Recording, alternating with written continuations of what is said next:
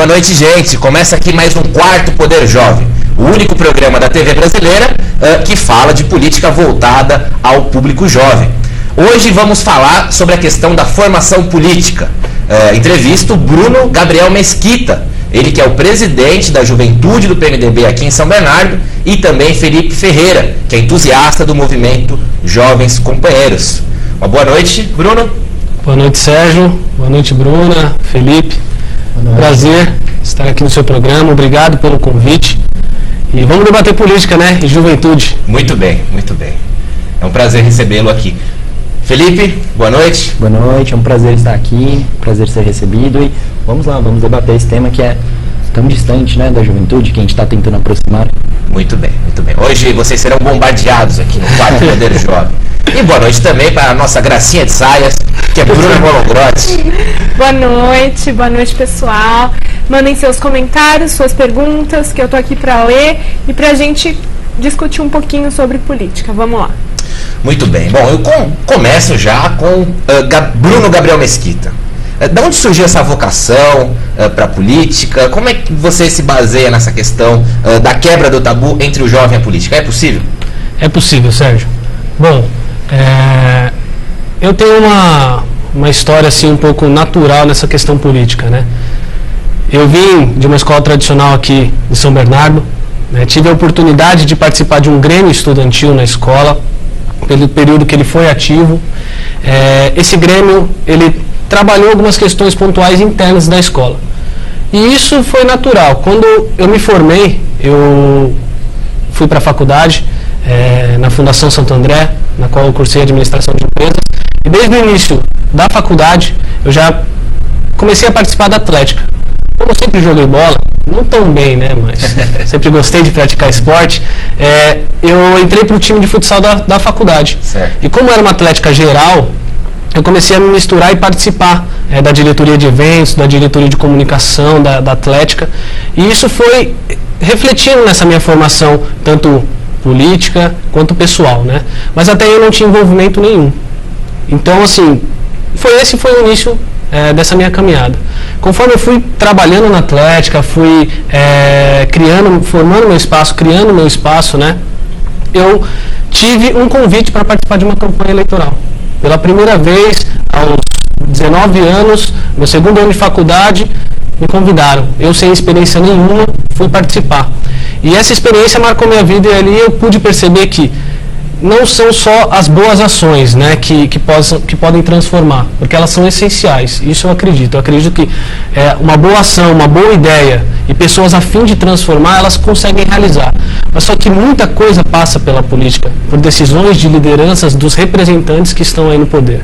Então eu pude perceber que a política faz parte da vida. Em tudo se faz política. Quando você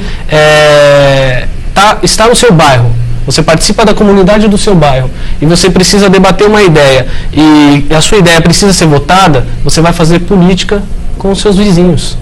Quando você precisa negociar algo, isso é fazer política. Então eu pude perceber que a política é importante. E a partir deste ano, com 19 anos, quando eu participei dessa campanha em Santo André, eu pude perceber, eu quero transformar o mundo, sempre tive essa ideia, sempre tive um grupo ao meu redor de pessoas e jovens que querem a mesma coisa e aprendi com a política que isso é possível. Agora, a ligação sua com a igreja foi antes, foi nesse momento? A igreja, na verdade, foi um caso à parte, né? Graças a Deus, a minha família sempre me ensinou a orar, a rezar, meus pais, minha família inteira, sempre creram em Deus, né? E isso sempre me colocou nos caminhos. Nunca fui de igreja nenhuma. A partir do momento que você entra na adolescência, que você acaba, né, falando, não, eu quero curtir, eu era da diretoria de eventos, trabalhava com festas, trabalhei muito tempo com uma empresa aqui de São Bernardo chamada Active Night Eventos e acabei vivendo muito em festa, então eu não tinha nenhuma ligação religiosa com a igreja. No final do ano passado, eu conheci a Igreja Bola de Neve Church. Sim. Eu fui participar de um evento deles, de um show. E é verdade que tem a prancha de surf? Tem a prancha, tem tudo. Eu nunca nem imaginava. Nem imaginava, cara. Eu fui um daqueles que durante a minha vida toda sempre peguei no pé de crente. sabe? Ah, não, você é crente, tal. Quando eu fui convidado para o evento, eu fui, né, como eles dizem, você foi tocado pelo Espírito Santo. Eu realmente fui assim... tô brincando. Fui transformado, e a partir do ano passado que eu comecei a ver na igreja. Só que assim, eu não misturo muito política e religião, assim, não tenho essa atuação política dentro da igreja. A igreja eu trabalho realmente porque ela tem muito mais a me oferecer. Ter esse relacionamento com Deus está me fazendo, está me transformando, e eu não misturo. Creio que a igreja vai se levantar diante da política, mas ainda não é a minha... Claro, uma coisa completa a outra, né? O importante é estar bem. Inclusive, em janeiro, eu e Bruna Grotti vamos fazer aqui um programa sobre o combate à intolerância religiosa. Vamos receber um pastor evangélico, um padre, um rabino e também uma mãe de santo de Umbanda, né, Bruna? Que é para promover a questão da paz. Tá certo? Antes já de saber aí os comentários, você pode continuar mandando as suas perguntas. Daqui a pouco, o Quarto Poder Jovem ele é bem interativo. Sabe aqui do Felipe Rocker, certo? Esse grande cearense, assim como o Bruno, é uma das melhores cabeças que eu já conheci. No sentido de inteligência, claro. Mas vale um trocadilho. Pois é, ele tem uma capacidade assim, de gestão muito boa. Inclusive, ele escreveu a plataforma base do movimento Jovens Companheiros. Saber aqui, Felipe, como começou essa vocação, seu interesse pela política? Olha, eu venho de uma família onde os meus tios, meus pais, eles estão sempre se envolvendo com a política, só que não necessariamente nos cargos eletivos. Eles estão sempre trabalhando nas assessorias, eles estão sempre trabalhando na formulação de ideias, eles estão sempre tentando participar de alguma forma.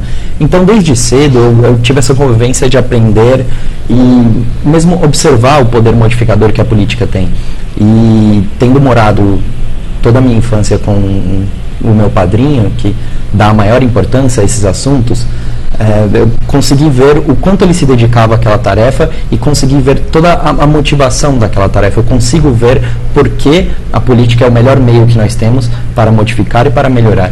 Então, eu sempre quis participar, eu sempre quis conhecer. Só que, durante toda a juventude, eu acho que eu tive um pouco de medo, eu me distanciei um pouco durante a adolescência, na realidade. Só que agora que eu comecei a faculdade de Direito, há 4 anos atrás, eu acabei recuperando esse interesse, porque eu consigo perceber na prática, eu consigo mudar a minha visão, eu consigo ver por que as coisas estão acontecendo, como elas deveriam acontecer e o que de fato acontece. E vendo essa motivação, eu quero fazer parte, eu quero fazer alguma coisa, porque eu acho que se nós temos esse grande meio modificador, não faz nenhum sentido não fazer bom uso dele. Muito bem, aliás, eu me lembro quando você entrou na faculdade, junto com outros companheiros, Bruno Sansoni. Ele já voltou da Itália? Ele atualmente está aqui em São Bernardo, sim. Está em São Bernardo, né? O André está no 4º ano? Olha, eu tenho minhas dúvidas. Ultimamente eu não tive tanto contato, assim. Com certeza ele está no 4º ano da faculdade. Muito bem. Não necessariamente na quarta série. Um abraço para o André, grande corintiano, que está certamente contente com o pentacampeonato do Timão. Diga-se de passagem, como diz o craque Neto. Gênio, né? Bom, o fato é que hoje a gente vive um cenário de incertezas. E tanto o Bruno quanto o Felipe acabam sendo exceções. O que vocês atribuem, em linhas gerais, essa falta de interesse do jovem? É a ausência de algum fato novo? Olha, eu vou ser bem sincero, né? É a corrupção. É isso que afasta, né? Porque a galera acaba criando o quê? Um nojo da política. Não quer esse envolvimento. E hoje a juventude é uma juventude muito mais prática.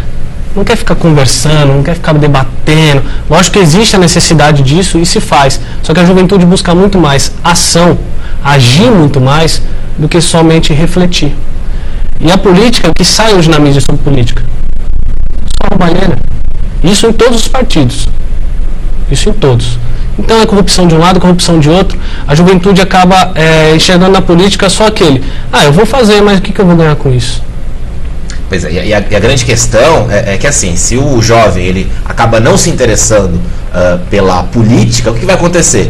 Você acaba anulando algo inerente dentro da própria política, que é a renovação dos quadros. Você imagina, exatamente, né? Se o jovem não se interessar... Quem vai querer? Pois é, essas figuras conhecidas que nós temos, certamente vão se perpetuar aí no poder, tá certo?